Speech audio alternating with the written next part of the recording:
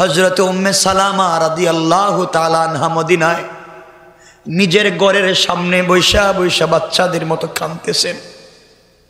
মদিনার নারী পুরুষ জিজ্ঞাসা করে, মা উম্মে সালমা আপনি কান্না করেন কেন, কি হয়েছে?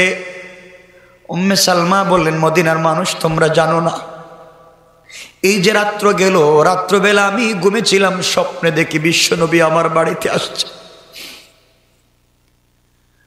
স্বপ্নে দেখি আমার নবী আমার বাড়িতে আসছেন। নবীজির চুলগুলা উস্কো খুস্কো,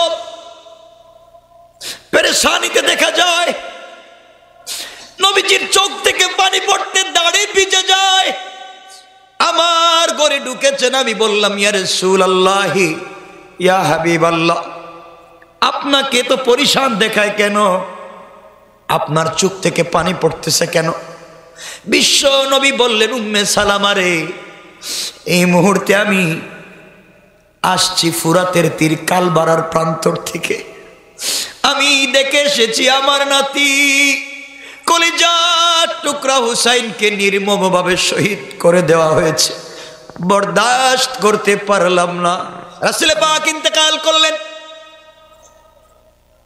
মসজিদে নববীতে সাহাবায়ে কেরাম দুই গ্রুপ হয়ে গেলেন। কথা বুঝবেন কি বুঝাই? আনসার সাহাবীরা বললেন, মদিনার রাষ্ট্রের প্রেসিডেন্ট হবেন আমাদের মধ্য থেকে। মুহাজিরেরা বললেন, আমাদের মধ্য থেকে। সাহাবায়ে কেরাম দুই গ্রুপ হয়ে গেলেন। আনসাররা বলেন, প্রেসিডেন্ট আমাদের। মুহাজিরেরা বলে, বিশ্বনবী নাই, প্রেসিডেন্ট আমাদের। বলেন তো, একটা রাষ্ট্রে প্রেসিডেন্ট কয়জন হয়? এখন নাম হইছে কয়জনের? কেউ বলতেছেন আনসার একজন হবেন, কেউ বলতেছেন মুহাজির। এমন সময় সবার সামনে আরহাম উম্মতি বিউম্মতি আবু বকর, নরম দিলের মানুষ আবু বকর দাঁড়ায়া গেলেন আর বললেন, সাহাবীরা তোমরা শোনো, তোমরা তো মারামারিতে লিপ্ত নেতা নির্বাচন নিয়ে। আমি তোমাদেরকে শোনাইয়া দেই নবীজির হাদিস। নবীজি বলেছেন, আল আইম্মাতু মিন কুরাইশিন, নেতা যদি নির্বাচন করা লাগে কুরাইশের মধ্য থেকে হবে। আমি সামিতু রাসূলুল্লাহ, নবীজির কাছ থেকে আমার নিজের কানে শুনেছি। কথা বলতে দেরি হয়েছে, সকল সাহাবায়ে কেরাম চুপচাপ বসে গেলেন। আল্লাহু আকবার। ইসলাম যদি রাষ্ট্রে কায়েম হয়ে যায়, পাবলিকের মাঝে দিন থাকে, তারা বুঝতে চায় না কোন জায়গায় আসে না নাই। আমাদের নেতা রাহবার লিডার বলেছে, সবাই এক বাক্যে মানতে রাজি। আবু বকর বললেন, লিডার হবেন শুধুমাত্র কুরাইশ থেকে, মুহাজির থেকে, আনসার থেকে, খলিফা হবেন না। সকল সাহাবীরা বসে গেলেন। এমন সময় কিছু সাহাবী দাঁড়ালেন, দাঁড়িয়ে বললেন, আবু বকর, মুহাজির থেকে যদি খলিফা বানাতে হয়, আল্লাহ বলেছেন, ওয়া আমরুহুম শুরা বাইনাহুম, যা করো মশওয়ারা করে করো, পরামর্শ করে করো। এখন আমরা পরামর্শ করে সিদ্ধান্ত নিলাম। নবীজির আর একটা হাদিস, নবীজি বলেছেন, আমার পরে আল্লাহ যদি কাউকে নবী বানাতেন, অবশ্যই ওমরকে নবী বানাতেন। ওমরের মধ্যেই ক্ষমতা আছে। সুতরাং আমরা চাই বিশ্ব নবীর পরে মদিনার রাষ্ট্রের প্রেসিডেন্ট হবেন হযরত ওমর। কিন্তু সাহাবী দাঁড়িয়ে গেলেন, যুবক সাহাবী দাঁড়িয়ে গেলেন, আমরা ওমরকে খলিফা চাই। ওমর যদি খলিফা হয়ে যায়, মুসলিম রাষ্ট্রের প্রেসিডেন্ট হয়ে যায়, শয়তান কাফের বেঈমান পালাবার সুযোগ পাবে না। ঠিক কিনা বলেন? ওমর দাঁড়িয়েছেন। সাহাবায়ে কেরাম তো ওমরের নাম বলেছেন। ওমর দাঁড়িয়েছেন, ওমর দাঁড়াচ্ছেন। সবাই মনে করেছেন ওমর তো দাঁড়িয়েছে, আমরা খলিফা প্রস্তাব করেছি, ওমর দাঁড়ালেন। ওমর দাঁড়িয়ে চোখের পানি মুছতে লাগলেন আর বলেছ, যারা আমার নাম প্রস্তাব করেছে বসো। সবাই বসে পড়ল। ওমর আস্তে আস্তে সাহাবায়ে কেরামদের মধ্যে হাঁটা শুরু করলেন। কিছু দূর যাওয়ার পরে দেখে মসজিদের কর্নারে এইভাবে হেলান দিয়ে হযরত আবু বকর বসে আছেন, চোখের পানি ছেড়ে ছেড়ে কাঁদতেছেন, হারে আজকে নবী নাই, আজকে নবী নাই। হযরত ওমর দাঁড়ায়া বললেন, ভাই আবু বকর, কিছু লোক আমাকে খলিফা বানাবার জন্য প্রস্তাব করেছে, আমি তাদের লিডার, আপনি দাঁড়ায়া যান। আপনার হাত লম্বা করে দেন, সর্বপ্রথম আমি ওমর আপনার কাছে বায়াত নিয়া আপনাকে মদিনার রাষ্ট্রের খলিফা হিসাবে ঘোষণা দিলাম।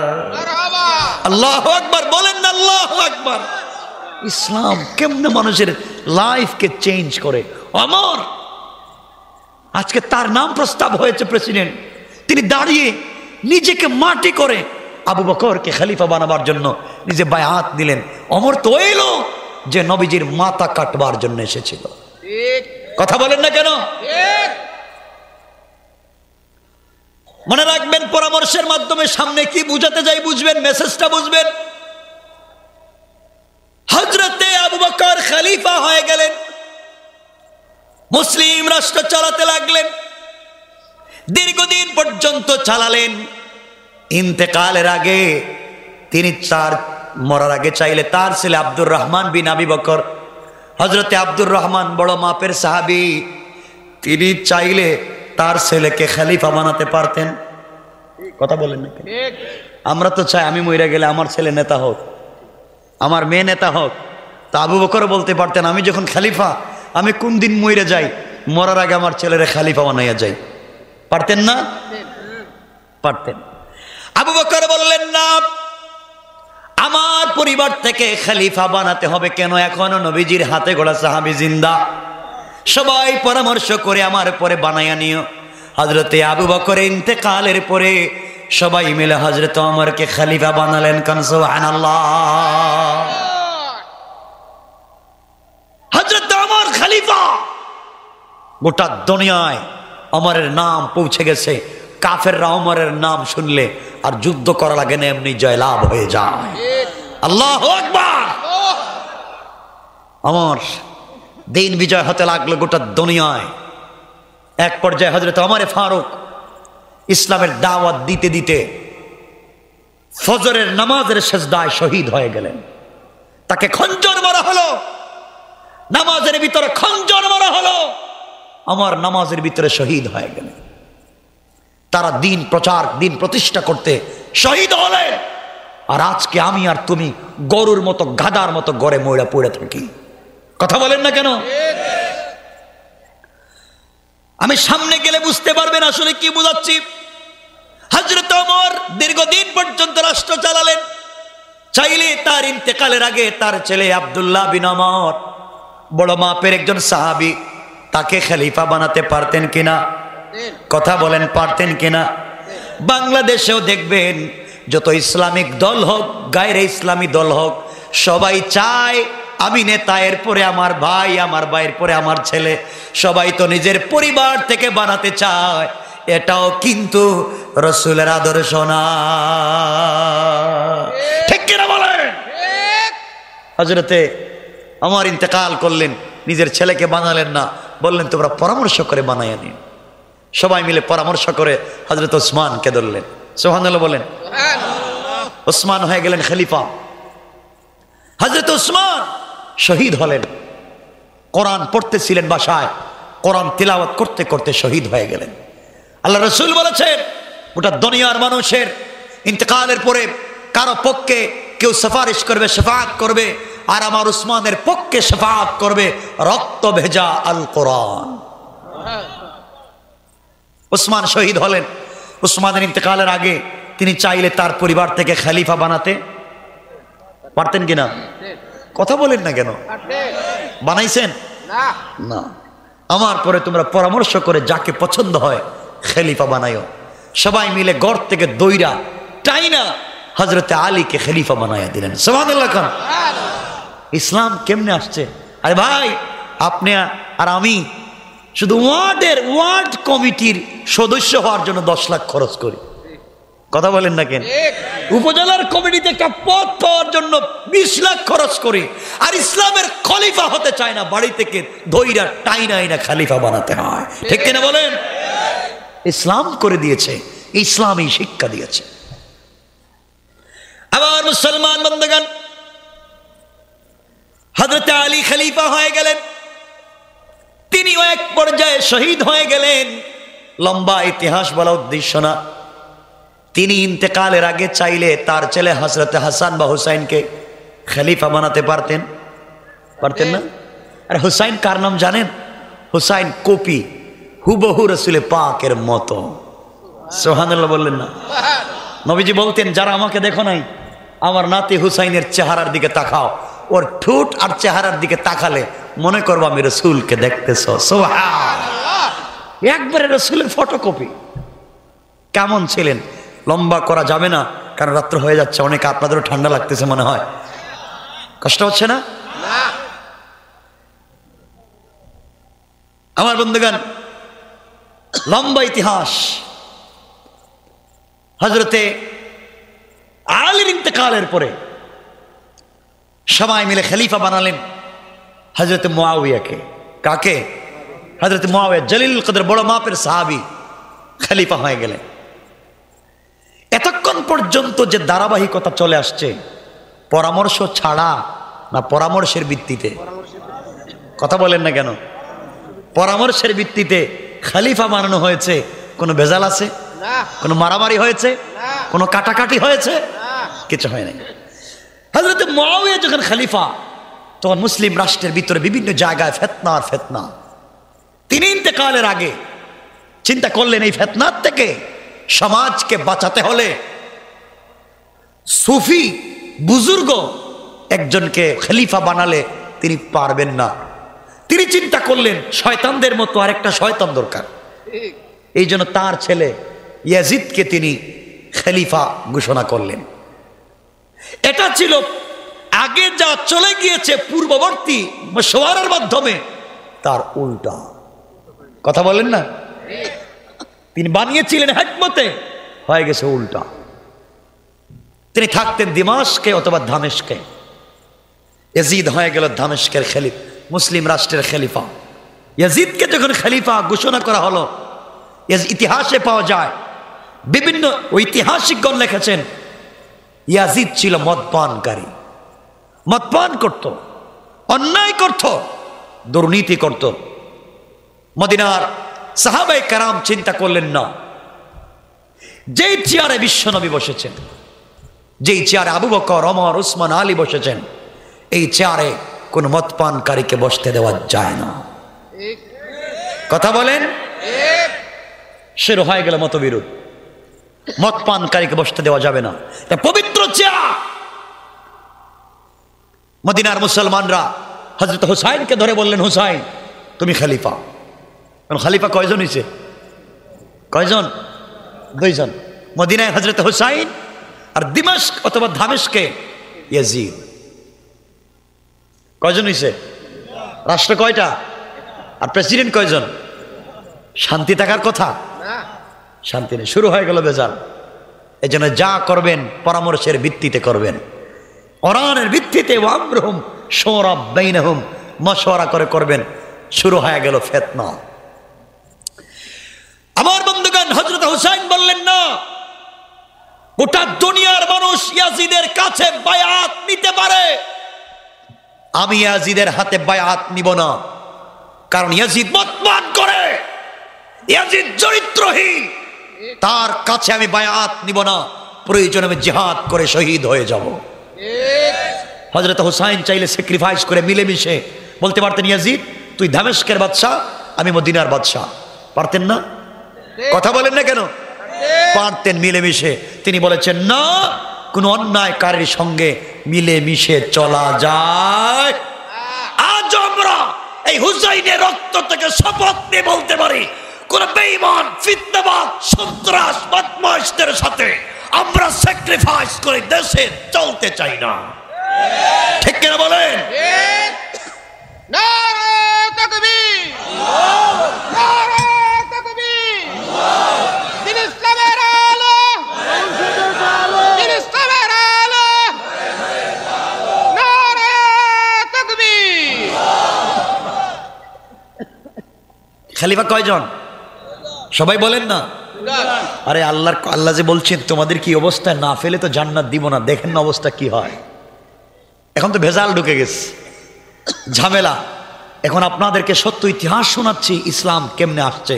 তোমার এই টাঙ্গাইল পর্যন্ত, মির্জাপুর পর্যন্ত ইসলাম মিষ্টি আর খুরমা, পোলাও, জিলাপের উপর দিয়ে আসে নাই। তোমাদের এটা আমাদের টাঙ্গাইল পর্যন্ত ইসলাম আসতে হযরতে সুমাইয়ার লজ্জাস্থানে বর্ষা নিক্ষেপ করতে হয়েছে। এখন পর্যন্ত ইসলাম আসতে হযরতে হামজার কলিজা বের করতে হয়েছে। এখন পর্যন্ত ইসলাম আসতে হযরতে বেলালের বুকের উপরে গরম পাথর চাপা দিতে হয়েছে। এখন পর্যন্ত ইসলাম আসতে হযরতে খাব্বাবের কোমর থেকে গোশত আর রক্ত ঝরে আগুন নিভতে হয়েছে। এখন পর্যন্ত ইসলাম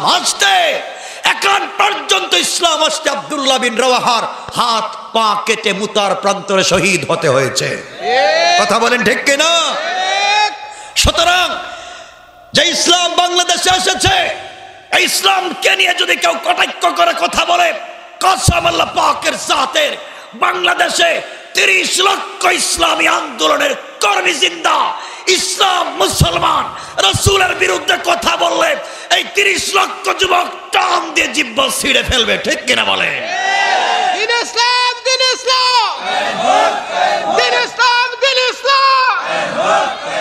নারে তাকবীর, নারে তাকবীর। আমার বন্ধুগণ, কিছু সাহাবায়ে কেরাম হুসাইনকে খলিফা মানলেন। হযরত হুসাইন বসলেন মদিনায় খলিফা হিসেবে। তার কাছে বায়াত নিতে লাগলো লোক। ইয়াজিদ আছে দামেস্কে। লম্বা ইতিহাস, আপনাদেরকে এখন কোন দিকে নিয়ে যাই দেখেন। আমার মুসলমান বন্ধুগণ, গভীর মনোযোগ। এক পর্যায়ে কুফার মানুষ হযরত হুসাইন রাদিয়াল্লাহু তাআলা আনহুর কাছে চিঠি লিখতে লাগলো, হুসাইন তুমি কুফায় চলে আসো, আমরা তোমার কাছে বায়াত নিতে চাই। আমরা ইয়াজিদের হাতে বায়াত নিব না। ইয়াজিদকে মুসলিম রাষ্ট্রের খলিফা মানতে চাই না। ওর সাথে দুর্নীতিবাজদের সম্পর্ক, চোর ডাকাতের সম্পর্ক, কাফের বেঈমানদের সম্পর্ক, তাকে আমরা খলিফা মানতে চাই না। তুমি কুফায় চলে আসো। কুফার মানুষ প্রায় 300 চিঠি লিখেছে মদিনায় হুসাইনের কাছে।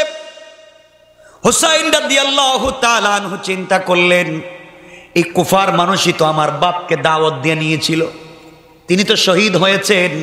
এই কুফার মানুষ আমাকে আবার দাওয়াত দেয়, না জানে কোন ঘটনা ঘটে। এই কুফার ভিতরে বিশ্ববিখ্যাত বড় বড় উলামায়ে কেরাম জন্ম নিয়েছেন। এর মধ্যে বুজুর্গ বড় আলেম, যিনি বিশ্ববিখ্যাত আলেম, তিনি হচ্ছেন ইমামে আজম আবু হানিফা। তিনি কুফার সন্তান, কুফায় জন্ম নিয়েছেন।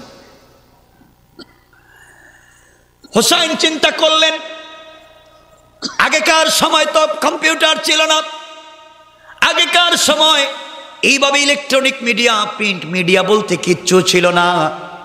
তিনি বললেন, চিন্তা করলেন, দেখি তো সত্যিকার অর্থে কুফার মানুষ কি আমাকে চায় খলিফা হিসাবে।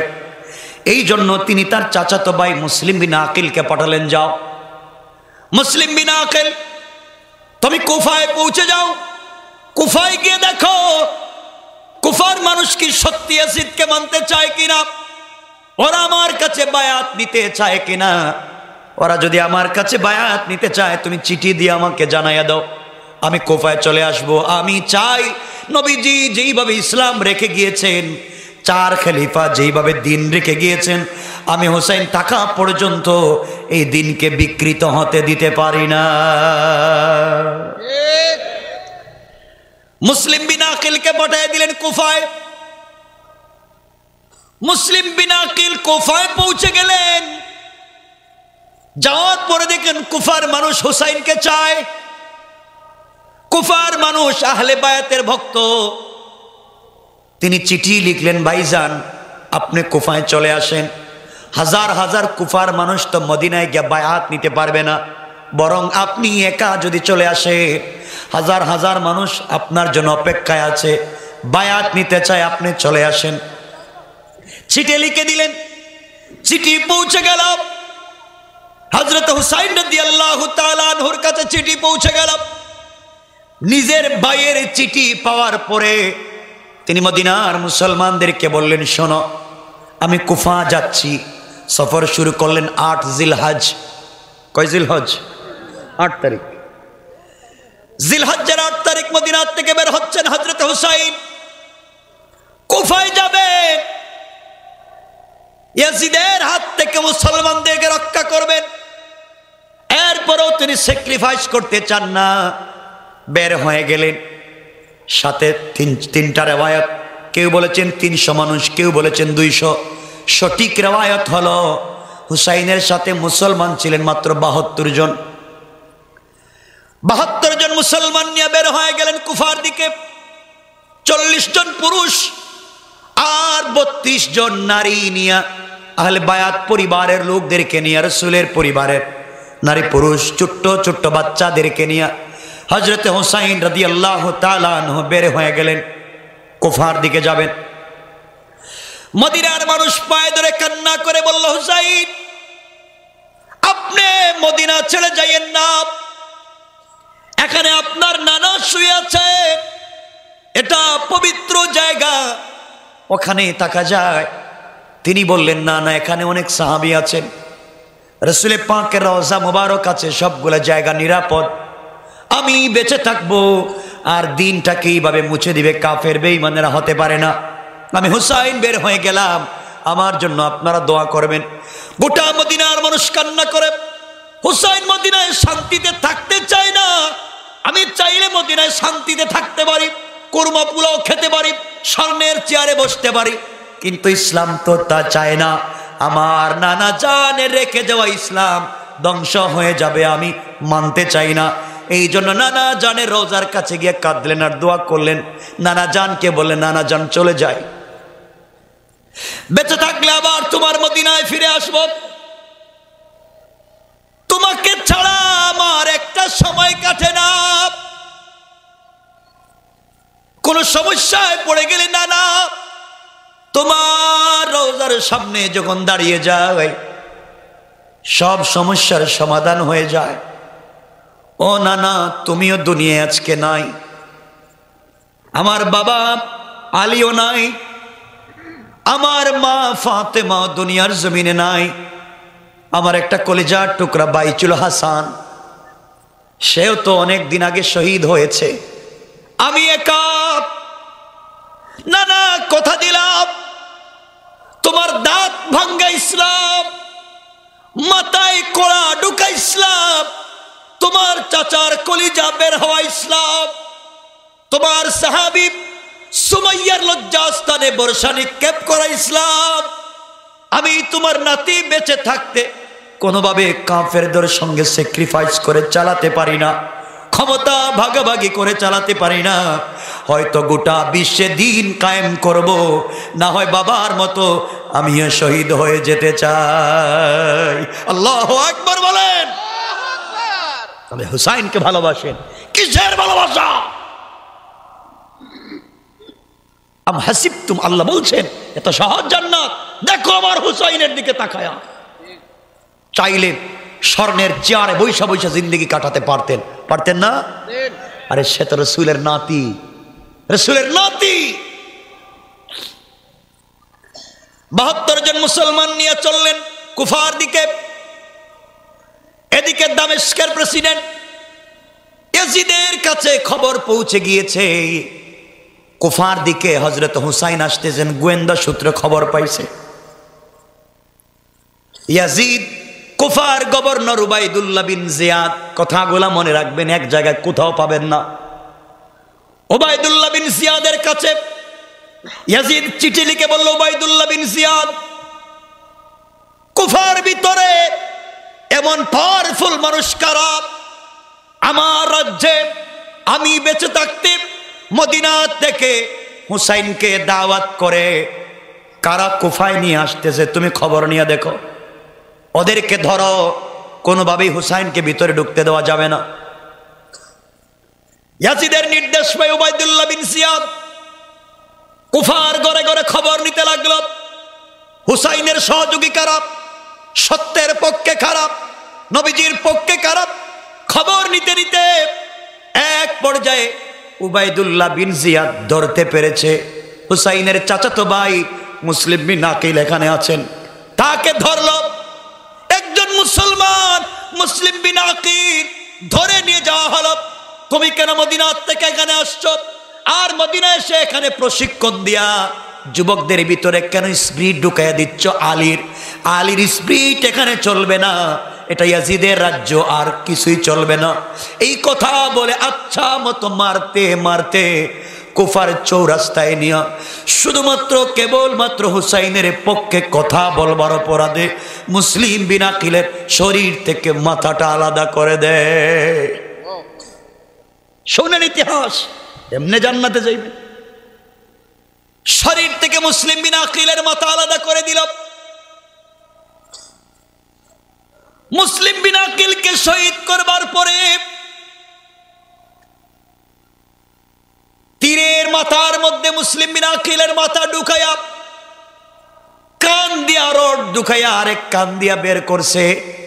চিন্তা করেন একজন মুসলিম সাহাবীর শুধুমাত্র ইসলামের পক্ষে হুসাইনের পক্ষে থাকবার কারণে কি অবস্থা। রড ঢুকাইয়া কুফার কেন্দ্রীয় মসজিদে দরজার সামনে মাথাটাকে লটকায়া রেখে দিয়েছে। উবাইদুল্লাহ বিন জিয়াদ বুঝাতে চায় যারা ইয়াজিদকে মানবে না, যারা হুসাইনের পক্ষে কথা বলবে তাদেরকে এভাবে শাস্তি দেওয়া হবে। নাউজুবিল্লাহ। এই অবস্থা দেখবার পরে কুফার ভিতরে যারা হুসাইনের পক্ষে ছিলেন সবাই চুপটি মেরে গেলেন। না, নিজের জীবন বাঁচানো যাবে না, ইয়াজিদ আমাদের কাউকে রাখবে না, সবাইকে হত্যা করে ফেলবে। মুসলিম বিন আকিল এবার চিন্তা করলো কারা, এই উবাইদুল্লাহ বিন জিয়াদ চিন্তা করলো কারা মুসলিম বিন আকিলকে এখানে আনছে। ঘর তালাশ করতে লাগলো। যারা হুসাইনের পক্ষে মুসলিম বিন আকিলকে জায়গা দিয়েছে তাদের ঘরে ঢুকে ঢুকে যুবকদের কিনে জবাই করে ছেড়ে দিছে। আজও ইসলামের পক্ষে থাকবার কারণে কিছু যুবকদেরকে রাত্রে বেলা মেরে ফেলা হয়। ইউনিভার্সিটির মতো জায়গায় আবরারের মতো যুবকটাকে, মেধাবী যুবকটাকে হত্যা করা হয়। কোনো খবর পাওয়া যায় না। যেই দেশে বড় বড় চিকিৎসকেরা, বড় বড় আলেম মারা গেলে কোনো খবর পাওয়া যায় না, আর চোর ডাকাতেরা জামায়া ধরে বাংলাদেশে বসবাস করে। মনে রাখবেন এই দিন বেশি দূরে না, যেই দিন আমাদের উপরেও আল্লাহর আযাব আসতে পারে।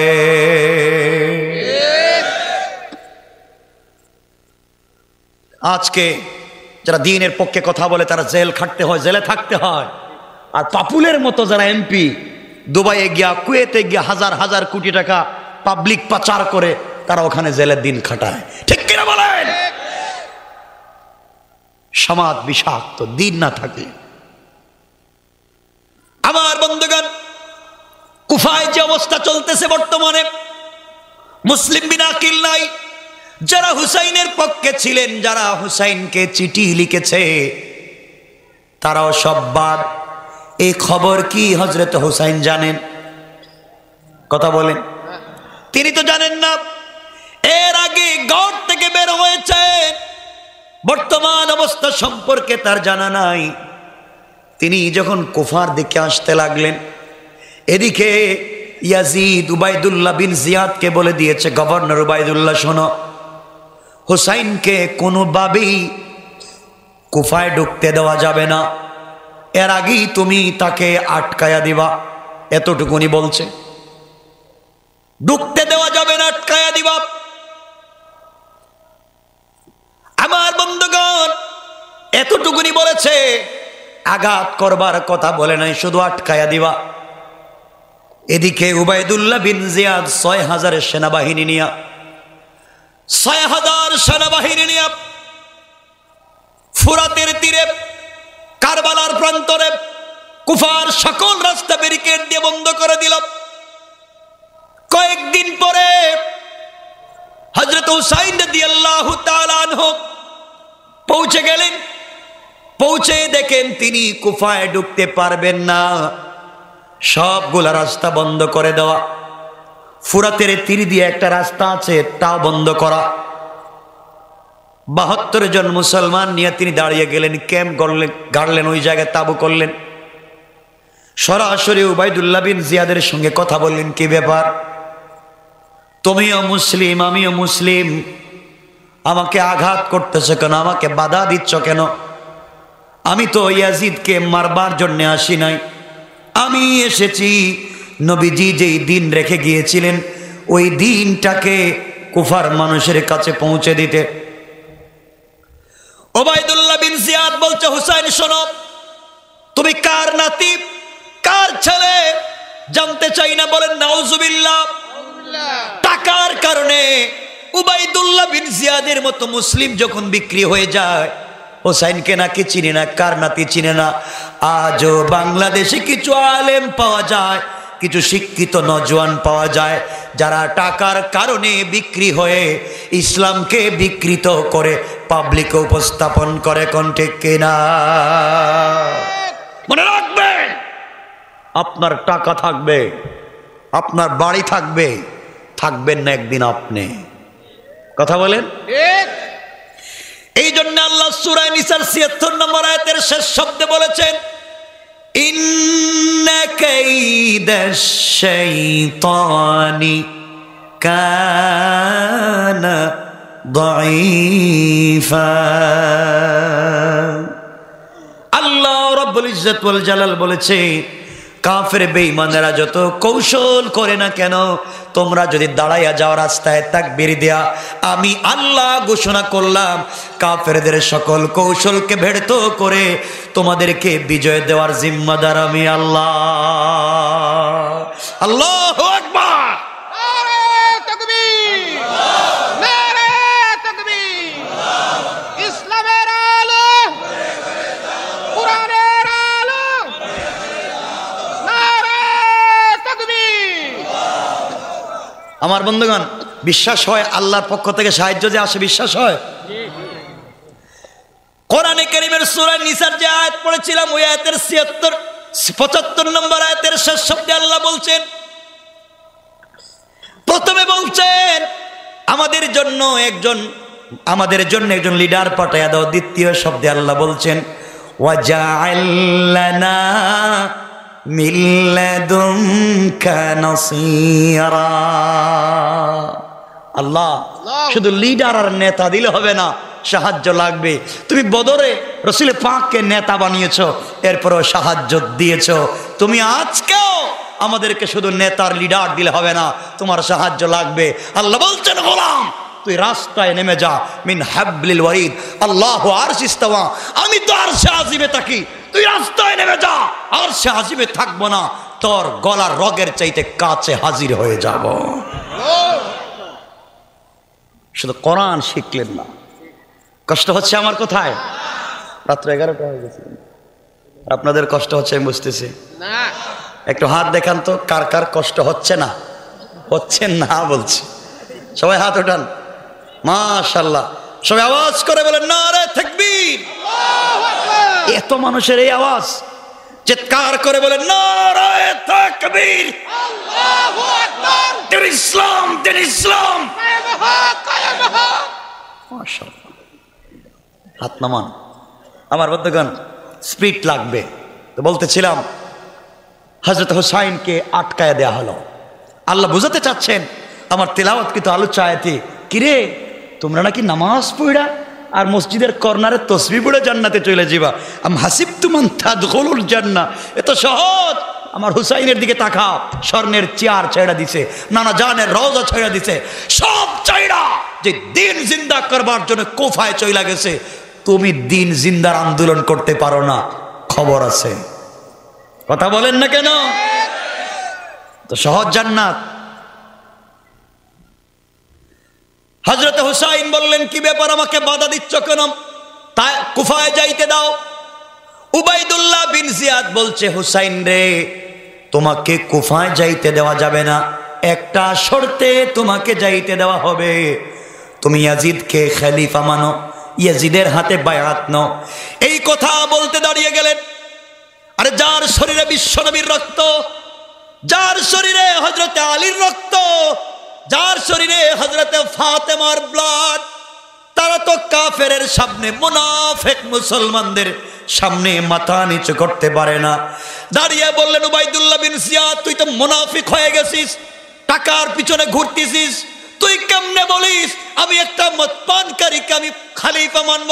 মনে রাখবে, আমার শরীরে এক ফোঁটা রক্ত যদি থাকে, আমি যতক্ষণ পর্যন্ত না মরব ততক্ষণ পর্যন্ত বিশ্বনবীর চেয়ারে ইয়াজিদের মতো মদ পানকারীকে মানতে পারি না। কেমন ঈমান তাদের ছিল। আমরা তো সবাই হুসাইনের আশেক, আশেক না? কিন্তু হুসাইনের আশেক তো শুধু 1 তারিখ আইলে দেখা যায়, কিন্তু আর হুসাইনের রক্ত জ্বলল খবর নাই। আমার মুসলমান বন্ধুগণ, কয়েকদিন হয়ে গেল, কয়েক সপ্তাহ চলে গেল, কোনোভাবে সুরাহা হচ্ছে না। এদিকে হুসাইনের উপরে চাপ আসতে লাগলো, আপনি চলে যা, আপনি ইয়াজিদকে খলিফা মানেন। হযরত হুসাইন 4টা প্রস্তাব করলেন, ভাই শোনো, তোমরাও মুসলিম, আমিও মুসলিম, আমি চাই না এই রাষ্ট্রের ভিতরে রক্তপাত হোক। তোমাদের কাছে আমি 4 জিনিসের আবদার করলাম। 1 নাম্বার, তোমরা আমাকে কুফায় যাইতে দাও। তোমাদের সঙ্গে আমার যুদ্ধ নাই, তোমাদের সঙ্গে মারামারি নাই, তোমাদের সঙ্গে ভেদাভেদ নাই, তোমরা যা ভাল লাগে করো, আমাকে যাইতে দাও। নবীজির মিশনটাকে জিন্দা করতে দাও। মনে রাখবা, মনে রাখবা, তুমিও যখন দ্বীনের দাওয়াত দিবা, তোমাকেও কিছু লোক বাধা দিবে। আটকে গেলে হবে না, থমকে গেলে হবে না, দমে গেলে হবে না, মঞ্জিল পর্যন্ত পৌঁছা লাগবে। তারা বলল না, 1 নাম্বার প্রস্তাব মানি না, আপনাকে কুফায় যাইতে দেওয়া হবে না। তিনি বললেন 2 নাম্বার প্রস্তাব, তোমরা আমাকে মদিনায় যাইতে দাও। যেই মদিনা থেকে আমি এসেছি, আমাকে মদিনায় যাইতে দাও, তোমরা যা ভাল লাগে করো। উবাইদুল্লাহ বিন জিয়াদ বলছে, তোমার প্রস্তাব মানতে পারলাম না, তোমাকে মদিনায় ব্যাগ দিতে দিব না। 3 নাম্বার প্রস্তাব দিলেন, তোমরা আমাকে তুরস্কের রাস্তা দেখায়া দাও, তোমরা আমাকে ভিন্ন কোন রাস্তা দেখায় দাও। আমি তায়েফ, আমি কুফায় যাব না, আমি মদিনায় যাব না, আমি ওই জায়গায় থাকবো না। চোখ যেদিকে যায় আমি সেই দিকে চলে যাব, তোমাদের দেশে আমি থাকবো না। এরপরেও তোমরা আমাকে চাপ দিও না ইয়াজিদকে মানবার জন্য। আমি দেশ ছেড়ে চলে যেতে পারি, এরপরেও ইয়াজিদকে মানতে পারবো না। চিন্তা করেন, চিন্তা করেন, একজন মদ পানকারীকে মানতে পারেন না, প্রয়োজনে দেশ ছাড়বেন। উবাইদুল্লাহ বিন জিয়াদ বলছেন, না, কুফায় যাইতে দিব না, মদিনায় যেতে দিব না, অন্য কোথাও যাইতে দিব না। তিনি বললেন, আমার 4 নাম্বার প্রস্তাব, তোমরা যে ইয়াজিদের পক্ষ থেকে এসেছো, আমার বিশ্বাস, আমাকে ইয়াজিদের কাছে যাইতে দাও, আমি সরাসরি তার সঙ্গে কথা বলবো। আমার মনে হয় সরাসরি কথা বললে অনেক সমস্যার সমাধান হবে। উবাইদুল্লাহ বিন জিয়াদ বলছে, না না, আপনার কোনো প্রস্তাব মানতে পারলাম না, মানতে পারবো আগে যদি আপনি ইয়াজিদকে খলিফা মানেন। কথা বুঝতেছেন? ইয়াজিদকে খলিফা মানলে আপনি যাইতে পারবেন, নাইলে আপনি যাইতে পারবেন না। হুসাইনকে মানবার মতো লোক? কথা বলেন না কেন? আমাদেরকে যদি কেউ প্রস্তাব দেয় যে হুজুর আপনি কি 2-4টা উল্টা পাল্টা কথা বলতে পারবেন, আপনাকে ধানমন্ডি, বনানী, গুলশান, বাড়িদারায় 10 শতক জমি দিব, 1 শতকের দাম 2 কোটি, 10 শতকের দাম 20 কোটি। আমরা হইলে বলতাম 2-4টা কেন, 2-4 মাস বলতে পারবো। ঠিক কিনা বলেন? আমরা যে দালাল হইছি। হযরত হুসাইন বলছেন, সব যদি চলে যায় চলে যাক, আমি মানতে পারবো না। এবার হযরত হুসাইন বললেন, তাহলে কি ব্যাপার? আমাকে মদিনায় যাইতে দিবা না, আমাকে কুফায় যাইতে দিবা না, আমাকে অন্য কোন রাষ্ট্রেও যাইতে দিবা না, ইয়াজিদের সঙ্গে দেখা করতে দিবা না, তাইলে কি চাও? একটা জিনিস চাই, এটা হলো আপনি খলিফা মানেন। তিনি ডাক দিয়ে বললেন, তোমরা তো আমাকে চিনো রে, যেই টুটের ভিতরে এমন কোনো জায়গা নাই যেই জায়গায় বিশ্ব নবী প্রতিদিন একবার চুম্বন করেন নাই। আমি হুসাইন তো এমন একজন লোক যার মাথার চুলের গোড়া থেকে পায়ের পাতা পর্যন্ত এমন কোন জায়গা নাই যেই জায়গায় বিশ্ব নবী আমার নানা জান চুম্বন করেন নাই। আমি সেই নানা জানের সঙ্গে থেকেছি, নানা জানের নিজের হাতে আমাকে খাইয়ে বড় করেছেন। তোমরা কেমনে মনে করলে মদ পানকারীকে আমার মানব? মরে যেতে পারি, শহীদ হয়ে যেতে পারি, এরপরেও মদ পানকারীকে মানতে পারি না। উবাইদুল্লাহ বিন বিন জিয়াদ বলছে, তো যদি সাহস থাকে তাহলে যুদ্ধের জন্য প্রস্তুত হও। যুদ্ধ হবে কারবালায়, যুদ্ধ হবে ফুরাত নদীর তীরে। এরপরে তুমি যাইতে পারবা না, যাইতে পারবা না। কোনোভাবেই যখন তাকে ছাড়ে না, হুসাইন চিন্তা করেন আমার সাথে তো শুধু মহিলা, ছোট্ট ছোট্ট বাচ্চা, কোথায় যায়, কি বিপদে পড়লাম। বুঝরে ভাই, তারা কত বিপদে পড়ে কত কষ্ট করে জান্নাতে গেলেন। আম হাসিবতুম আন তাদখুলুল জান্নাহ, তো সহজ জান্নাত, সহজ কথা বলেন না কেন? সহজ। দুই পীরের কাছে মুরিদ হয়, পাবলিক দুই পীরের কাছে মুরিদ হয়। এই পীর জান্নাতে না যাইতে পারলে এই পীর নিয়ে যাইবে। তোমার সব পীরগুলোই তো জাহান্নামে যাইতে পারে, ঠিক কিনা বলেন? বাংলাদেশে তো বাবার অভাব নাই, আসেনি? খালি বাপ আর বাপ। বাংলাদেশে শুধু বাবা, পীর আর পীর। বাবা দেওয়ানবাগি আসেনি? এলাকায় আছেন রাজার বাগি, আট রশি সব আছে। বাবা সবগুলা জাহান্নামে, মুখে দাঁড়িয়ে নাই, নামাজ পড়ে না, মুখ থেকে কাঁচা মদের গন্ধ বের হয়। ওরা মুরিদ করেছে যাদেরকে, ওরাও জাহান্নামী, পীরগুলাও জাহান্নামী, ঠিক কিনা বলেন? আপনি নিজে জান্নাতে যান। রাসূল পাক নিজের মেয়েকে বলছেন, ইয়া ফাতিমা আনকিজি নাফসাকে মিনান নার। মা, আমি বাবার পরিচয় দিয়ে জান্নাতে যাওয়ার সুযোগ নাই। জান্নাতে যেতে হলে নিজে আমল করে জান্নাতে যাও। কেমনে ইসলামটাকে এত সহজ কইরা উল্টা পাল্টা কইরা পাবলিকের কাছে একবারে সোজা সোজা সঠিক ইসলাম আজকে পাবলিককে পৌঁছে দেওয়া হচ্ছে না। আমার বন্ধুগণ, এক পর্যায়ে হযরত হুসাইন চিন্তা করলেন কি করবেন।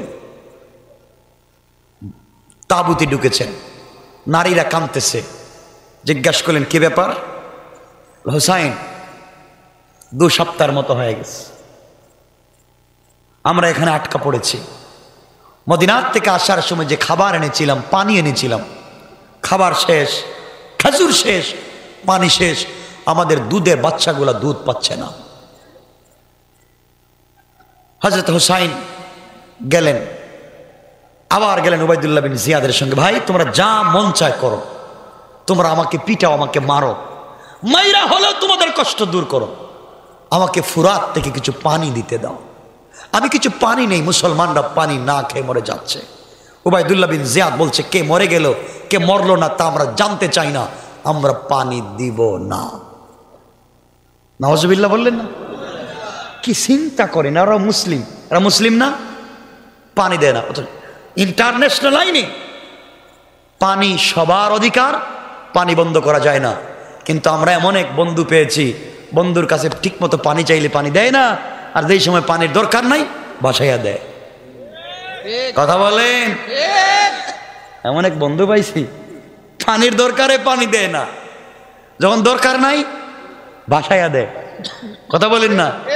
পেঁয়াজের সময় পেঁয়াজ দেয় না, আমরা শুধু ইলিশাই দেই। কথা বলেন না কেন? যেই বন্ধু বন্ধুর পরিচয় রাখতে পারে না, যেই বন্ধু হয় স্বার্থপর, এমন বন্ধুর পুরা গালে আমরা জুতো মারি, ঠিক কেন বলেন? আমাদের পানি দিতে পারে না, ন্যায্য অধিকার পাই না, হ্যাঁ নাকি আবার বন্ধু। কথা বুঝেন তো আমার? বিপদে আছি, সব কথা বলতে পারতেছি না, এমনি বলতে পারি না, কত বিপদ মাথায় নিয়ে আসছি। আল্লাহ মাফ করো, কত বিপদ নিয়ে ঘুরতেছি, একমাত্র আল্লাহ জানে আর আমি জানি। কখনো যদি মরে যাই শুনেন, একটু দোয়া কইরেন সূরা ইখলাস পড়ে, যে মরে গেছে লোকটা। মনে হচ্ছে সত্য কথা বলতে পারবো না। আমার মুসলমান বন্ধুগণ, পানি দিল না। তিনি বললেন, তুই আমাকে ইয়াজিদের কাছে যাইতে দে, ইয়াজিদকে আমি জিজ্ঞাসা করবো, তার বাপ বড় একজন সাহাবী, সে কি করে মুসলমানের পানি বন্ধ করে আমি জানতে চাই। পানি যখন দিল না, তাবুতে ঘুরে চলে গেলেন। উবাইদুল্লাহ বিন জিয়াদ বলতেছে, যা করবেন তরবারির মাধ্যমে হবে। একদিকে 72 জন, 40 জন পুরুষ, অপর দিকে 6000, যুদ্ধ করা লাগবে। 6000 পাবলিক যদি মার্চ করে, মার্চ হেঁটে যায়, 40 জন তো পায়ের নিচে পড়ে মরে যাব। কথা বলেন না কেন? হযরত হুসাইন ফজরের সালাত পড়ে 40 জন যুবক মুসলমানদের কিনে বসছেন। সবাই তো রাসূলের পরিবারের মানুষ, কি করা যায়? সবাই বলছে, হুসাইন আজকে 1 মাস হয়ে যাচ্ছে, পানি নাই, জিহ্বা শুকায় যাচ্ছে, জানি এভাবে পানি পানি করে মরে যাব, পানি তো পাবো না, খাবার নাই, আমাদেরকে যেতেও দিবে না, পানিও দিবে না, আমরা এভাবে মরে যাওয়ার চাইতে আমরা জিহাদ করে শহীদ হয়ে যেতে চাই, আমরা জিহাদ করে শহীদ হব, এরপরও ইয়াজিদকে মানব না। কথা বুঝতে পেরেছেন? মানব না। হযরত হুসাইন বললেন, তোমরা তো দুর্বল, 40 জন মাত্র মানুষ, ওরা 6000। আমার বন্ধুগণ, সকালবেলা ফজরের সালাত পড়ে 40 জন মুসলমান কাফেরদের 40 জন মুসলমান ইয়াজিদ সৈন্যের বিরুদ্ধে যুদ্ধে নেমে পড়লেন ফোরাতের তীরে। একদিকে 6000, অপরদিকে মাত্র 40 জন যুদ্ধের ময়দানে নেমে পড়লেন। দীর্ঘক্ষণ পর্যন্ত জোহর পর্যন্ত জিহাদ করলেন। জোহরের আগে 1 মাস থেকে না খাওয়া মুসলমান, পেটের ভিতরে খাবার নাই, পানি নাই, না খাওয়া মুসলমান 6000-এর সামনে কতক্ষণ আর টিকবে? জোহরের নামাজের আগে 40 জন মুসলমান শহীদ হয়ে গেলেন, কেউ আর নাই।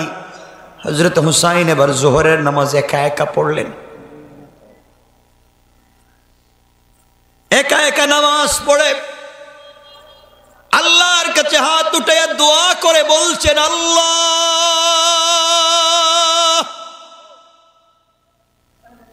আমার 40 জন বন্ধু শহীদ হয়ে গেছে, আমি আর বেঁচে লাভ কি? আল্লাহ তাআলা, তোমার বন্ধুর দিন আর তোমার দিন জিন্দা করবার জন্য শহীদ হয়ে যেতে পারি, কিন্তু ভিতরে একটা কষ্ট, নানা জানের রওজা 1 মাস হয়ে গেল জিয়ারত করতে পারি না,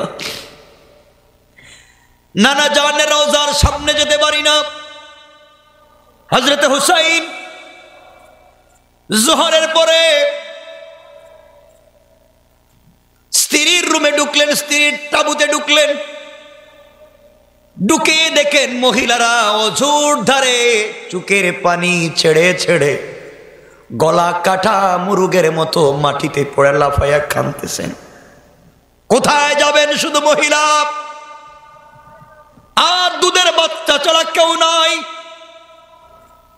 স্ত্রীর হাতে ধরলেন আর বললেন, স্ত্রী, আমাকে তুমি ক্ষমা করে দিও, দীর্ঘদিন পর্যন্ত তোমার সঙ্গে আমার ঘর সংসার চলে, না জানি কোন দিন হয়তো তোমার হক আমি আদায় করতে পারি নাই, আমি জিহাদে চললাম, আমার 40 বন্ধু শহীদ হয়ে গেছে, আমি একা বেঁচে থেকে লাভ নাই, আমি কোনোভাবে ইয়াজিদকে মানতে পারি না, যেই চেয়ারে আমার নানা বসেছেন এই চেয়ারে ইয়াজিদকে আমি দেখতে চাই না, আমি মানতে পারবো না, আমাকে বিদায় দাও, ভুল হয়ে থাকলে ক্ষমা করে দিও, দুনিয়ায় যদি তোমার সঙ্গে আমার কোনোদিন দেখা না হয়, কিয়ামতের দিনে তোমার সঙ্গে আমার দেখা হবে। হযরত হুসাইন রাদিয়াল্লাহু তাআলা আনহুর স্ত্রী ডাক দিয়ে বলছেন, কলিজার টুকরা স্বামী, আপনি জিহাদে চলে যাবেন, 40 বন্ধুর পথে আপনি শহীদ হয়ে যাবেন, আমার কোনো আপত্তি নাই, আপনি আপনার বাবার পথে শহীদ হয়ে যাবেন, আমার আপত্তি নাই, আপনি আপনার নানার দিনকে জিন্দা করবার জন্য কুরবানি হয়ে যাবেন, আমার আপত্তি নাই, কিন্তু আপনি জানেন আমার কুলে আপনার একটা বাচ্চা আছে, অবুঝ বাচ্চা, তার নাম হযরতে আসগর, আপনার একটা অবুঝ বাচ্চা আমার কোলে আছে, 1 মাস থেকে ঘরের ভিতরে খাবার নাই, পানি নাই, আমার বুকে কোনো দুধ নাই, বাচ্চা জিহ্বা বের করে দিচ্ছে পানি পানি করে, আপনার কাছে আজকে আমি কিছুই চাই না, স্বামীরে আমার বাচ্চাটাকে তোমার পায়ে ধরি, 1 চামচ পানি দাও। চিন্তা করো রে ভাই, 1 চামচ পানিও মুসলমানদের তাঁবুতে নাই। এত কষ্ট করে দিন জিন্দা করে গেলেন, তুমি কেমনে মনে করো তুমি যেভাবে চলে এটার নাম দিন? 1 চামচ পানি মুসলমানদের তাঁবুতে নাই। স্ত্রী ডেকে ডেকে বলছেন, স্বামীরে আমার বাচ্চাটাকে কোলে নিয়া তুমি যাও না ফুরাতের তীরে। অবুঝ বাচ্চাটাকে দেখলে হয়তো ওদের একটু দরদ লাগবে, 1 গ্লাস পানি দিবে। আমি বেশি কিছু চাই না, আমার বাচ্চাটাকে 1 ফোঁটা পানি দাও। হযরত হুসাইন রাদিয়াল্লাহু তাআলা আনহু ঘোড়ার পিঠে উঠলেন, সন্তান আসগরকে কোলে নিলেন, ফুরাতের তীরে তীরে যা চলে গেলেন। কাফের সব ইয়াজিদের সৈন্যরা তো ব্যারিকেড দিয়ে রেখে দিয়েছে। কাছে গিয়ে বললেন, বাইরে তোমরা আমাকে মারো কাটো, আপত্তি নাই, তোমাদের যেভাবে ভালো লাগে আমার সঙ্গে ব্যবহার করো, আপত্তি নাই। আমার কলিজার টুকরা না বালিক দেখো, কুলের বাচ্চা আসগর, পানি নাই, খাবার নাই, মরে যায়। তোমাদের কাছে 1 গ্লাস পানি আমি ভিক্ষা চাই, তোমাদের কাছে 1 গ্লাস পানি ভিক্ষা চাই। উবাইদুল্লাহ বিন জিয়াদের সৈন্যরা বলছে, কে রে হুসাইন, তোকে আমরা চিনি না, ওরাও তো মুসলমান, হুসাইনকে নাকি চিনে না, কে মরে যায় কে বেঁচে যায় জানতে চাই না। হযরতে হুসাইন রাদিয়াল্লাহু তাআলা আনহু সন্তানটাকে এইভাবে তুলে ধরলেন, এই যে আমার বাচ্চাকে 1 গ্লাস পানি দাও, কুলের বাচ্চাটাকে মরতে দিও না, ওর তো কোনো দোষ নাই। এই কথা বলে বাচ্চাটাকে উঠাইয়া ধরলেন। ইয়াজিদের সৈন্যদের দিল গলল না, একটা তীর মেরে দিল, এমন জোরে তীর মারলো হযরতে আসগরের বুকে দিয়ে ঢুকে পিঠে দিয়ে বের হয়ে গেছে। হযরতে হুসাইন রাদিয়াল্লাহু তাআলা আনহুর হাতে নিজের কলিজার টুকরা বাচ্চা শহীদ হয়ে গেছে, ফিনকি দিয়ে রক্ত বের হয়েছে।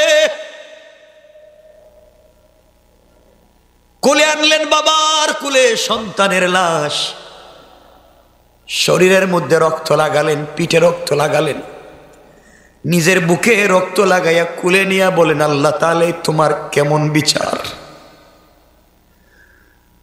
আজ এই দুনিয়ার জমিনে আমার বাবা নাই, আমার বাবা থাকলে জুলফিকার টান দিলে কেউ সামনে দাঁড়াতে পারতো না। আজ আমার মা নাই, আজ আমার মা যদি বেঁচে থাকতেন কেউ তো সাহস করে আমাকে আঘাত করতে পারতো না। আল্লাহ তাআলা আজকে যদি আমার কলিজার টুকরা নানা জান বেঁচে থাকতেন, আজকে আমাকে তো বিপদে পড়ে কষ্ট করতে হতো না। আল্লাহ সন্তানকে হারাইলাম, 40 জন সাথী বন্ধুকে পরিবারের হারাইলাম, সবাই শহীদ হয়ে যেতে পারে, আমি হুসাইনও শহীদ হয়ে যেতে পারি। তোমাকে কথা দিলাম কোনোভাবেই ইসলামের পতাকা মাটিতে পড়তে দিব না। আল্লাহু আকবার। দিন এমনি এমনি জিন্দা হয় নাই, এমনি এমনি জান্নাতে যাওয়া যাবে না। বাচ্চাটাকে মুসলিম বাচ্চা, ফিনকি দিয়ে রক্ত বের হয়, কুলে নিয়ে চলে গেলেন স্ত্রীর কাছে। মুস্কি হেসে বললেন, স্ত্রী রে, তোমার বাচ্চাকে আজকে এমন পানি পান করাইছি, কিয়ামত পর্যন্ত তোমাকে পানি পানি বলে আর ডিস্টার্ব করবে না।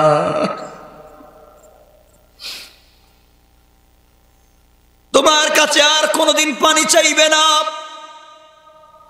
তোমাকে আর ডিস্টার্ব করবে না। সন্তানকে কুলে নিয়ে বললেন, বাবা আমি হতভাগা বাবা, তোমাকে 1 গ্লাস পানি দিতে পারলাম না, কিন্তু বাবা আমি কথা দিলাম কিয়ামতের দিনে আমার নানার নিজ হাতে হাউজে কাউসার পান করাবো। সন্তানকে কোলে দিলেন, সকল মহিলাদের কাছ থেকে বিদায় নিলেন।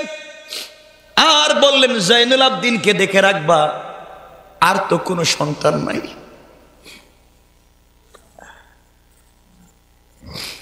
নবীর পরিবারের আর কোনো সন্তান নাই, শুধুমাত্র জয়নুল আবিদিন আছে, দেখে রাখবা যদি বাইচা যায় তো আমার পথেই দিয়ে দিবা, যে পথে আমি যাই, যে পথে বাবা গেছেন এই পথেই দিবা। আর যদি সবাই মরে যায় আল্লাহর হাওয়ালা করে তোমাদেরকে রেখে দিলাম। সকল মহিলারা কাঁদতেছে। হুসাইনের স্ত্রী কাটা কবুতরের মতো মাটিতে পড়ে চিল্লাত। একদিকে সন্তান শহীদ হয়েছে, অপরদিকে স্বামী চলে যাচ্ছেন। একজন যুবক, একজন পুরুষ মানুষ নাই, যারা আছেন সব তো মহিলা, 32 জন। হযরত হুসাইন উঠলেন, সবার কাছ থেকে বিদায় নিলেন। সবাই বলতেছে, শুনো কি হয়েছে, তুমি ইয়াজিদকে মাইনা হয়তো আমরা এখন চলে যাই। হুসাইন বললেন, তোমরা শোনো, যা করেছি, যেই দিন রসুল রেখে গিয়েছেন, যেই দিন আমার বাবা রেখে গিয়েছেন, ওই দিনকে আমি বেঁচে থাকতে কোনো মদ পানকারীর হাতে উঠাইয়া দিতে পারি না। কেমন ঈমান! কোমরের মধ্যে রুমাল আছে, একটা রুমাল ছিল, ছোট্ট রুমাল। এই রুমাল বিশ্ব নবী তারিখ ইবনে জারির তাবারিতে লিখে, এই রুমাল বিশ্ব নবী সাল্লাল্লাহু আলাইহি ওয়াসাল্লাম নিজে ব্যবহার করতেন। তিনি ওই রুমাল কোমরে বাঁধলেন, বাবার জুলফিকার টান দিলেন, দুলদুলের উপরে উঠলেন, সবার কাছ থেকে বিদায় নিলেন। জোহরের পরে 10 মুহররম, কত মুহররম? বের হয়েছিলেন কয় তারিখ? 8 তারিখ। আজকে কয় তারিখ হয়েছে? 10 তারিখ। তাহলে কতদিন হলো? 1 মাস 2 দিন। 1 মাস 2 দিন খাবার নাই, পানি নাই। চিন্তা করেন, 1 মাস 2 দিন খাবার নাই, পানি নাই। সত্য ইতিহাস শোনাচ্ছি। ঘোড়ার পিঠে আরোহণ করলেন, 2 রাকাত সালাত আদায় করলেন, আর চিৎকার করে ডাক দিয়া বললেন, আল্লাহ। শেষবারের মতো নানা রোজার সামনে দাঁড়াইয়া সালাম দিতে পারলাম না। ও নানা, অনেক দূর থেকে আজকে তোমাকে আমি সালাম জানালাম। আজকে আমি অনেক দূরে, কারবালার প্রান্তরে, আমার বাবার কবরও এখানে নাই, আমার মায়ের কবরও নাই, আমার নানা জানের কবরও এখানে নাই, আমি একা। আরোহণ করলেন, বীর বিক্রমে সামনে চলতে লাগলেন। একদিকে 6000, অপরদিকে কয়জন? সবাই বললেন একজন। এরপরও মাথা নত করে না। ফুরাতের তীরে কোনো ইয়াজিদি সৈন্য নাই, সবাই তো ভাগছে। এমন সময়ে হযরত হুসাইন রাদিয়াল্লাহু তাআলা আনহু, হযরত হুসাইন রাদিয়াল্লাহু তাআলা আনহু ঘোড়া থেকে নামলেন, দুলদুলকে ছেড়ে দিলেন, পানি পান কর, তুইও তো পানি পাচ্ছিস না। নামলেন, ফোরাত নদীতে হাঁটু পর্যন্ত নামছে। 1 মাস 2 দিনের না খাওয়া হুসাইন, 1 মাস 2 দিনের না খাওয়া মানুষ। ফোরাত নদীতে নেমে, যুবক তোমাকে বলছি, হুসাইন যদি জীবন দিয়ে দিন বিজয়ের স্বপ্ন তোমাকে আমাকে দেখাইয়া গিয়েছে, তোমার পায়ে দড়ি, হাতে দড়ি, এই দিনকে হেলায় খেলায় মুছে দিতে দেওয়া যায় না। ফোরাত নদীতে নেমে অঞ্জলি ভরে পানি হাতে নিলেন, হাঁটু পর্যন্ত নেমে গেলেন, 2 হাত ভরে পানি নিলেন পানি পান করবার জন্যে। টুটের কাছাকাছি পানি নিয়ে আসছেন, পানি পান করবেন। হঠাৎ করে টুটে পানি লাগে নাই, হাতে আছে, মনে পড়ে গেছে আসগরের কথা। আমার ছেলে কিছুক্ষণ আগে পানি পানি করে কলিজার টুকরা বাচ্চা শহীদ হয়ে গেল। 1 চামচ পানি আমার সন্তানকে দিতে পারলাম না। 40 জন মুসলমান শহীদ হয়ে গেলেন, এক গ্লাস পানি দিতে পারলাম না। আমি হুসাইন কেমনে নিমক হারামের মতো পানি পান করি? আমি এই পানি পান করব না, যেই পানি পানি করে সবাই মরে গেল, আমি এই পানি পান করতে পারি না। এই কথা বলে হাতের পানি ছেড়ে দিলেন। উঠে আসলেন, উঠে আবার তিনি তরবারি হাতে নিলেন, মোকাবেলা করতে লাগলেন। আসরের পরে 1 মাস 2 দিনের না খাওয়া মানুষ, আর পারলেন না, যুদ্ধ করতে করতে পড়ে গেলেন ফুরাতের তীরে। যখন তিনি পড়ে গেলেন, সকল ইয়াজিদি সৈন্যরা ঘিরে ফেলেছে। ইতিহাসে পাওয়া যায়, তারিখে ইবনে জারির তাবারি কিতাবের নাম মনে রাখবেন, কিতাবে পাওয়া যায় এমন সময়ে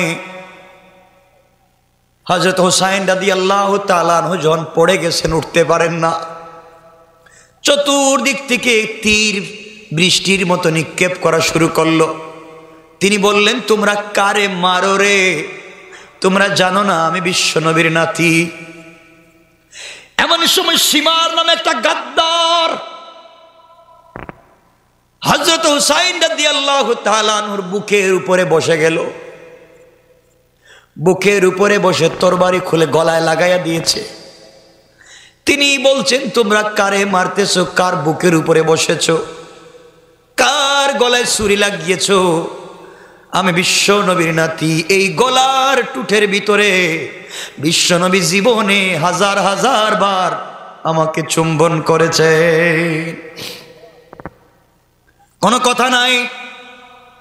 মাগরিবের আগ মুহূর্তে আসমান কাঁদতেছে, জমিন কাঁদে, আল্লাহর আরশ পর্যন্ত কান্না করে। আকাশের রং চেঞ্জ হয়ে গিয়েছে, গোটা আকাশ যেন লাল বর্ণ হয়ে গিয়েছে, গোটা পৃথিবী কাঁদতেছে। এই আসর আর মাগরিবের একটু আগে 10 মুহররম হযরতে হুসাইনের শরীর থেকে মাথাটা আলাদা করে দিল। শরীর থেকে মাথা আলাদা হয়ে গিয়েছে, এরপরেও তিনি ইয়াজিদকে মানলেন না। বন্ধুগণ, শহীদ হয়ে যাওয়ার পরে ঘটনা যদি এখানে শেষ হয়ে যেত, নিজেকে বুঝ দিতে পারতাম। করল কি ওরা? তরবারির মাথায় হযরত হুসাইন রাদিয়াল্লাহু তাআলা আনহুর মাথাটাকে গেঁথে তারা ঘোড়ার পিঠে আরোহণ করে শত শত ঘোড়া দৌড়াইয়া হযরত হুসাইন রাদিয়াল্লাহু তাআলা আনহুর গোটা বডিটাকে তারা নষ্ট করে দিল। বডির উপরে ঘোড়া চালাতে লাগলো, বডি থেকে চামড়া খসে যায়, হাড্ডি থেকে গোশত খসে যায়, কিন্তু তাদের পৈশাচিক নির্যাতন শেষ হয় না। এত নির্যাতন করবার পরে তরবারির মাথায় মাথাটা ঢুকায়া, মুখের ভিতরে কত সুন্দর দাড়ি, নবীজির চেহারার মতো চেহারা, এই মানুষটার মাথা কেটে তারা উবাইদুল্লাহ বিন জিয়াদের সামনে একটা প্লেটের মধ্যে রেখেছে। উবাইদুল্লাহ বিন জিয়াদ বসা চেয়ারে, আর বিশ্বনবীর নাতি সাইয়্যিদা শাবাবি আহলিল জান্নাহ, জান্নাতি যুবকদের সরদার হযরতে হুসাইনের মাথাটা রাখছে পায়ের কাছে। কত নিমক হারামের মতো বেয়াদবি করলো। বাইরে কেমনে ইতিহাসগুলা ভুলে যাও, কে বলছে তো সহজে জান্নাতে যাইবা? রাইখা উবাইদুল্লাহ বিন জিয়াদ তার হাতের লাঠি দিয়া হযরত হুসাইনের ঠুটের মধ্যে নাড়াছাড়া করে আঘাত করে, মনে হচ্ছে তিনি শহীদ হয়ে গেছেন। রক্ত দাড়িতে লাগানো, মাথায় লাগানো, মুখে লাগানো, কিন্তু ঠুট মনে হচ্ছে এখনো নড়তেছে। এমন সময় একজন বৃদ্ধ সাহাবী ওই জায়গায় বসা ছিলেন, হযরতে যায়েদ। তিনি বললেন, উবাইদুল্লাহ বিন জিয়াদ, তোর বেয়াদবি অনেক দেখছি। কার মুখের মধ্যে লাঠি দিয়ে তুই আঘাত করতেছিস? তুই জানিস না আমার জিন্দেগিতে হাজার হাজার বার দেখেছি বিশ্ব নবী হুসাইনের ঠোঁটে চুম্বন করতেছে। আমার জীবনে কতবার দেখলাম এই ঠোঁটে বিশ্ব নবীর ঠোঁট লেগেছে, তুই তোর হাতের লাঠি দিয়ে আঘাত করতেছিস। আমার বন্ধুগণ নিমক হারামের মতো কত ব্যবহার হলো। এরপরে তারা এই মাথাটাকে মসজিদের সামনে, কুফার বড় মসজিদের সামনে লটকায়া দিয়েছে আর বুঝাতে চায় যারা ইয়াজিদকে মানবে না, হুসাইন না আরো বড় কেউ হলেও তাকে ছাড়া দেওয়া হবে না। কন্যা নাউজুবিল্লাহ। পরের দিন সকালবেলা সংক্ষেপ করে দিলাম, পরের দিন সকালবেলা 11 মুহররম হযরত উম্মে সালামা রাদিয়াল্লাহু তাআলা আনহা মদিনায় নিজের ঘরের সামনে বৈশা বৈশা বাচ্চাদের মতো কাঁদতেছেন।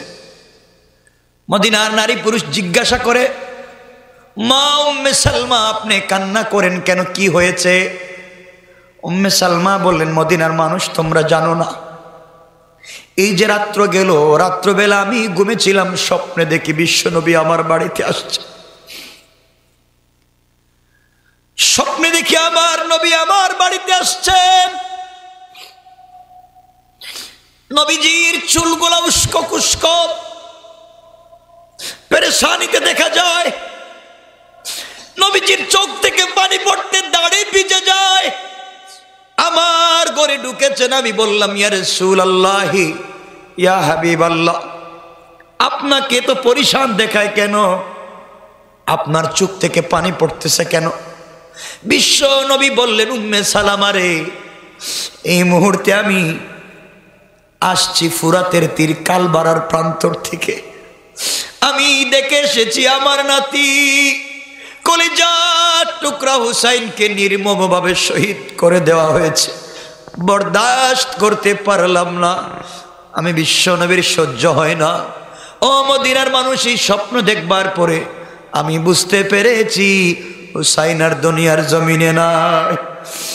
আমার ভাইরা, কথার লম্বার সামনে যেতে চাই না, আপনাদেরকে শুধুমাত্র কেবলমাত্র বুঝাতে চাই, সহজ করে বুঝাতে চাই। জান্নাতে তো সহজ না।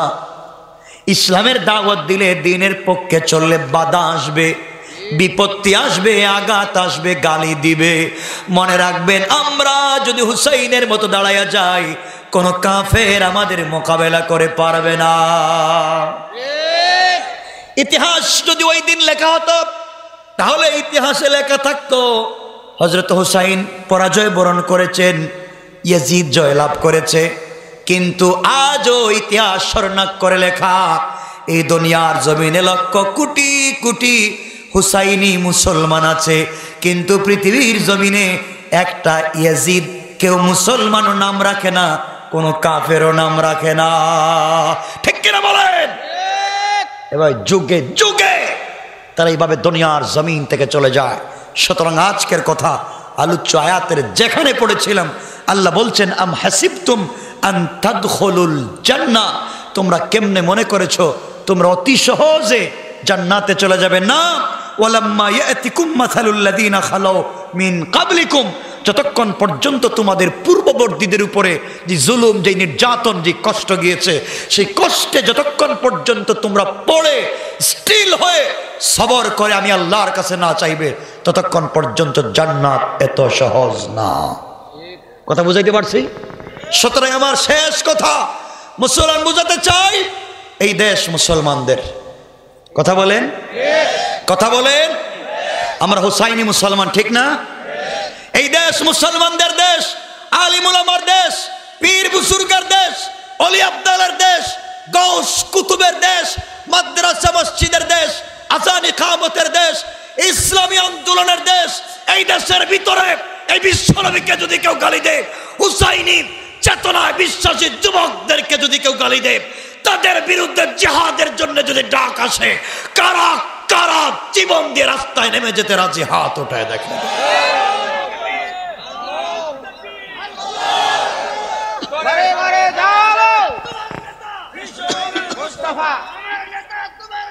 বিশ্বনবী মুস্তাফা, আল্লাহু আকবার। কথা এখানে রেখে দিলাম, আর সামনে যেতে চাই না। আমার জন্য দোয়া করবেন, আপনাদের জন্য দিল থেকে দোয়া থাকলো। আমি যে কথাগুলো বলেছি শুধুমাত্র বোঝাতে চাইছি, জান্নাতে তো সহজ জিনিস না। তোমাকে আমাকে স্যাক্রিফাইস করে পৃথিবীতে চলা যাবে না, এই ধান্দাবাদ দিতে হবে। মনে রাখবেন, যুগে যুগে এইভাবে ইয়াজিদি লোক আসবে, হুসাইনের যুবকেরাও থাকবে, ঠিক না? আল্লাহ আমাদের কবুল করুক, সবাই পড়েন আমিন। কিছু বলবেন কেউ? বলেন, দাও ওইটা নিয়ে দাও।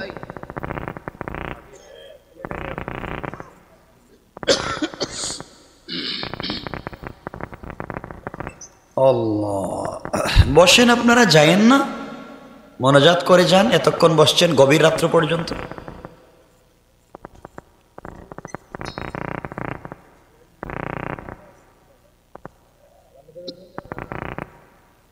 আল্লাহ,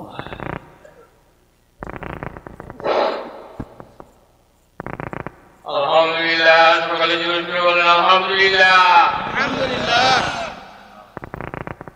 এতক্ষণ ধরে সেই বাদ আসর থেকে শুরু করে এতক্ষণ ধরে আপনারা যে কথাবার্তা শুনলেন, কোরআন ও হাদিসের আলোকে আলোচনা হলো।